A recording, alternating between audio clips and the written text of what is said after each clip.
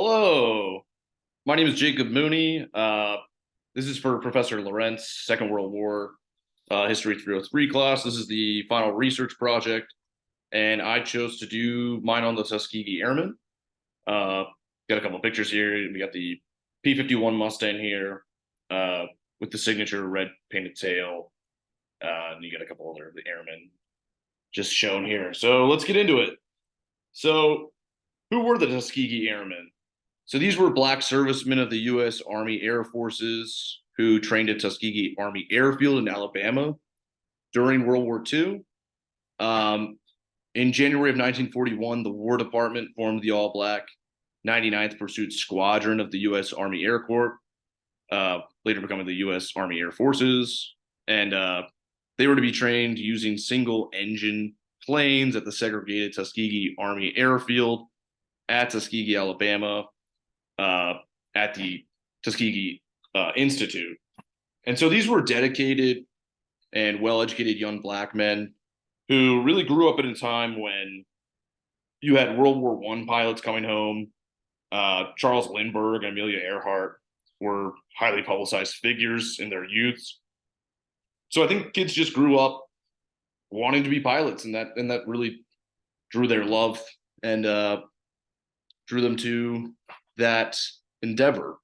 And so their abilities to fly and fight for their country allowed these black men to fight against segregation at home and in the military without even really speaking, but rather going about their business. Interestingly enough, black or white, individuals had to have a minimum of 2 years of college in order to get into the cadet training program. So you were getting really the top of the line black American men joining the 99th. And so these were just young black men who really believed that fighting for their country would in turn pave the way for future generations to hopefully endure less discrimination as a result of their equitable military abilities compared to their white counterparts. And a real key figure is Lieutenant Colonel Benjamin O. Davis, Jr. He's the son of the first black American Army general, and he was assigned to command the 99th's 33 pilots. And so they would all be flying P-40 planes, which were pretty much obsolete at the time. They were slower and weaker than many of the other models that they were going to be coming in contact with. But in spring of 1944, they saw the addition of 3 more all-black air units join the 99th in Italy to form the 332nd Fighter Group. And they remained segregated on the basis of Remitili, Italy. And Lieutenant Colonel Davis Jr. Was given the task of having his squadron escort large bombers and protect them from attacks. And in return to go these longer distances, those escorting the bombers would be upgraded from the obsolete P-40s to the P-51 Mustangs with that signature red painted tail that they would add to the plane. And they could now pretty much go toe-to-toe with just about whatever they were going to come in contact with. And through the fall of 1944, the Red Tails escorted bombers day in and day out, pushing enemy lines and taking on fire, never turning back on bomb runs. They flew a multitude more missions than their white counterparts, as some flew upwards of 70 missions when the average life expectancy was really 15 to 20 missions. They would name their planes after wives and girlfriends, writing the names on the sides of their planes. And Lieutenant Colonel Davis Jr., he actually named his plane by request, as they were so successful in escorting bombers. The whites would literally seek them out to do so. And the Red Tails had just be during all this, the Red Tails had become so renowned that when white servicemen would come to their Remitili base, they would be glad to see the red-tailed planes parked there, but then come to realize that they had actually been flown by black pilots all along. So they had really gained the respect of white servicemen without even really doing anything other than just doing what they were trained to do. and go about their business. So here we got a couple of pictures of Lieutenant Colonel Benjamin O. Davis Jr. giving orders. We've got some Tuskegee Airmen kneeling in front of one of the P-51 Mustangs, probably a girlfriend's name on the side there. And then this is just one of the classes of the Tuskegee Airmen. And so how and why were the Tuskegee Airmen established? So in the late 30s and early 40s, civil rights leaders were really demanding FDR create equal opportunities for Black men in the growing war effort. And Black men wanted to participate in the Air Corps, as this was a military sector that allowed individuals to prove their physical and intellectual worth. As if they could do this, they could do anything. It was a real prestigious honor to be a pilot. Actually, FDR promised to create Black flying units in an attempt to garner the Black voter support as he ran for his third term in 1940. And then on March 22nd, 1941, by order of the White House, the 99th Pursuit Squadron was activated at the first Black aviation unit. And the Tuskegee Institute was a Black college already training civilian pilots, which made Tuskegee, Alabama, the ideal location for military pilot training on the Tuskegee Army Airfield. So what were the Tuskegee Airmen's contributions to the war effort? So actually, following the Battle of the Bulge on March 24th, 1945,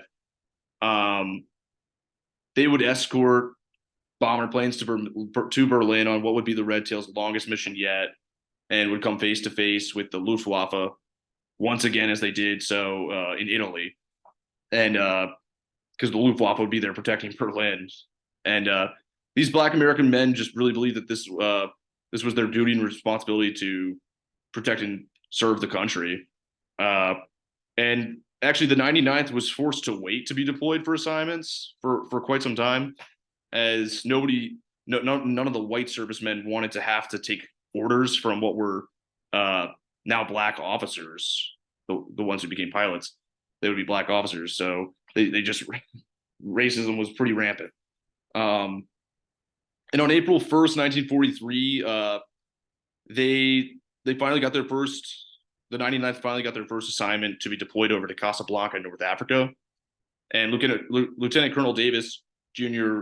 said that maybe this will allow them to get more respect overseas than at home, as this would now be like the opportunity to prove themselves. And they were really assigned to do ground strafing in Pantelleria to drive the Germans out, as this would allow the U.S. better position towards the Italian peninsula. And actually, as Allied forces pushed the Germans into the mountains of Italy, a new strategy was implemented. The airmen would put pressure from the south of Rome at Anzio, and it would be the 99th Pursuit Squadron that would lead the protection of naval fleets to then actually come face to face with the technologically superior German Luftwaffe, and they would really be pushing their P-40s to the limit. On their mission of escorting bomber planes to Berlin, the Red Tails would actually come in contact with what is the German Messerschmitt Me-262s, which is the first jet-powered fighter plane of its kind. And this jet could go approximately like 100 miles per hour faster than the P-51s, but they were much more limited in maneuverability, and this would really become the difference maker for the Red Tails' ultimate success against them. And so what were the Tuskegee Airmen's contributions to the U.S. after the war? So really, flying in the air muted a lot of the racism on the ground in the military and back home in the States. And really, Black men had served in every American war since the country's inception, with the belief that it would be harder to discriminate after having served. And civil rights leaders just really believed World War II would be the difference maker for all that time. And Colonel Davis Jr. During all this was actually at one point called to Washington to defend the performance of his 99th unit as a result of